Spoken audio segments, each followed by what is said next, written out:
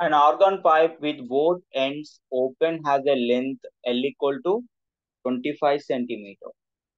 An extra hole is created at position L by 2. Okay? At position L by 2 దగ్గర ఒక extra whole ని create చేశారు.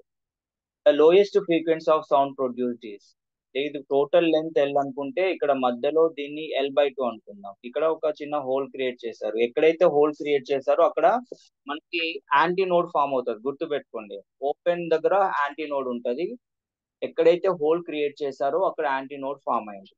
ఇప్పుడు ఈ టోటల్ పైప్ యొక్క లెంత్ ఎల్ అనుకుంటే, లిజన్, టోటల్ లెంత్ యొక్క పైప్ ఎల్ అనుకుంటే, టోటల్ లెంత్ ఎల్ అనుకుంటే, సో మరి ఇది దేనికి ఎంత వేవ్ లెంత్ మీరు క్యాలిక్యులేట్ చేయండి. వేవ్ లెంత్ ఎలా క్యాలిక్యులేట్ చేస్తారు? ఇది anti node, this is node, and this is also node, and this is anti node.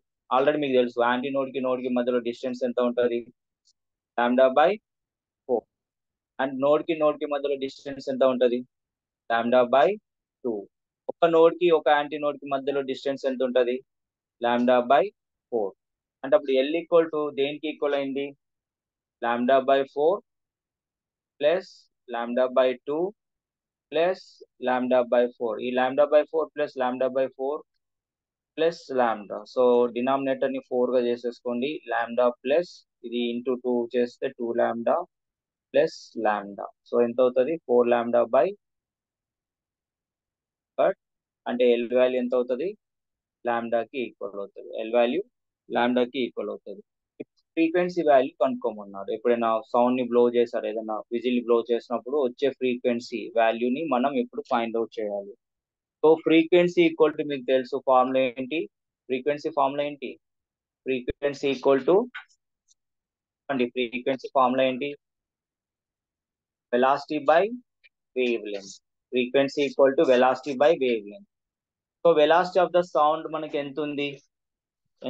ఇక్కడ 340 ఉంది, అవునా? 340 ఉంది బై లెంత్, అంటే ఇక్కడ లాంబ్డా అనేది దేనికి ఈక్వల్ అయింది? లెంత్ కి ఈక్వల్ అయింది. లెంత్ వాల్యూ ఎంత ఇచ్చారు? 25 సెంటీమీటర్ ఇచ్చారు. దాన్ని మీటర్లోకి కన్వర్ట్ చేయడానికి ఏం చేయాలి? 25 సెంటీమీటర్ ని బై 100 చేయాలి. అప్పుడు ఏమైంది? 340 ఇంటూ 100 బై 25. సో ఏమవుతుంది ఇక్కడ? 25 how many times? 4 times. So ఇది చేయండి. 400 4 4 16 4 3 15, 4 3 12 ప్లస్ 1 ఎంత? 1360 హెర్ట్జ్. ఫ్రీక్వెన్సీ ఎంత ఉంది? 13608. And answer C is your match. C అనే ఆన్సర్ మ్యాచ్ అవుతుంది. అయింది కదా? సో ఏదైనా లెంత్ ఎల్ ఉన్న పైప్ లో మధ్యలో ఎల్ బై 2 ప్లేస్ లో చిన్న హోల్ పెట్టారు. హోల్ ఎక్కడైతే ఉందో అక్కడ యాంటీనోడ్ ఫామ్ అవుతారు. ఇక్కడ యాంటీనోడ్ ఫామ్ అయింది, ఇక్కడ AN form.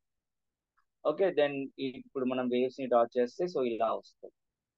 Total wave length అనేది లాంబ్డా కి ఈక్వల్ అయింది, టోటల్ లెంత్ కి ఈక్వల్ అయింది. So wave length is equal to lambda. So according to frequency formula, frequency equal to velocity by wave length.